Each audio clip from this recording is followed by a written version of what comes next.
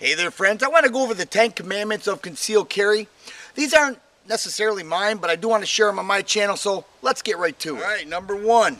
If you decide to carry a gun, always carry it. You don't know when the bad guy's coming. You can't predict that. Don't be the kind of guy that says, I just carry it when I feel like, somebody might give me a hard time. That is the exact wrong reason to carry a gun. You need to carry it all the time for protection. We are reactors to bad situations. Secondly, if you're going to carry a gun, you have to be prepared to use it. We're not here to scare or intimidate people. Now, I'm not talking about stress, because that's going to occur. But if you have a hesitancy of pulling that trigger if need be, then you have to think twice.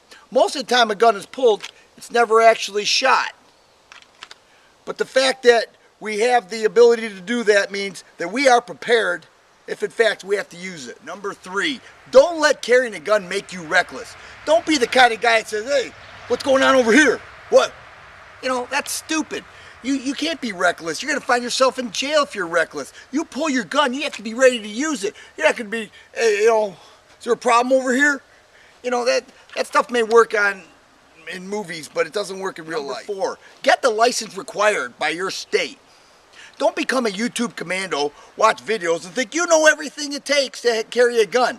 Each state is different. If it has a certain set of rules in South Dakota, it's completely different in North Dakota, or in Florida, or in Arkansas, or California. Every place is different, and you need to know that is your responsibility to know the laws of your state.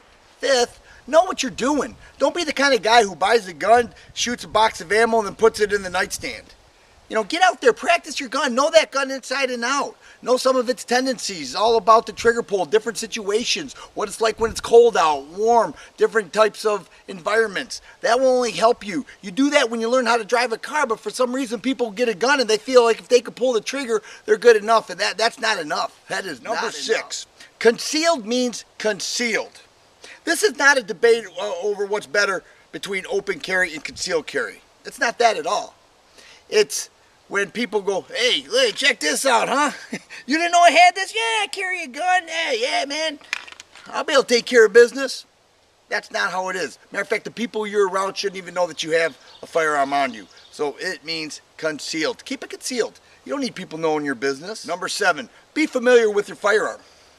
Know what it can do. I have people tell me, I get a shotgun because I heard that was the best for home defense, and put some buckshot in there and somebody comes to my house. Do you even know what the buckshot will actually do? Because I've done plenty of range tests to show you that a buckshot could go through your assailant and possibly kill a neighbor or a kid playing outside. So that's not being familiar with what you're really doing here. You need to understand and make sure it's a workable situation for you and your household.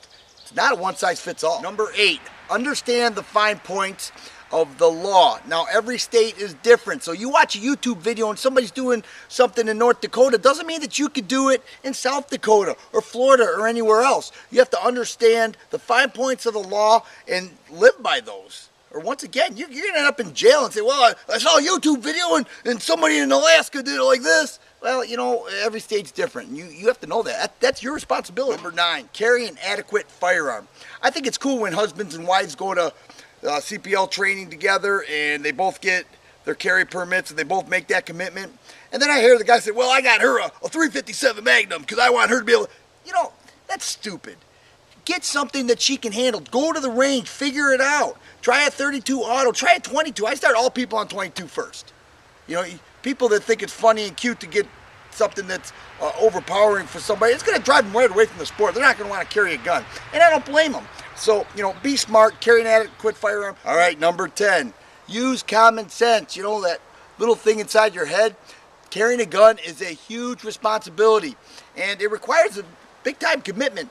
It does not make you any tougher or any badder. It is simply making the commitment to protect yourself, your family, and your society. All right, friends. I hope this helps somebody. Maybe we need to revisit why we decided to carry a gun in the first place. And if the answer is to protect yourself, your family, and your community, you're on the right track. Thanks for watching, and you guys be safe.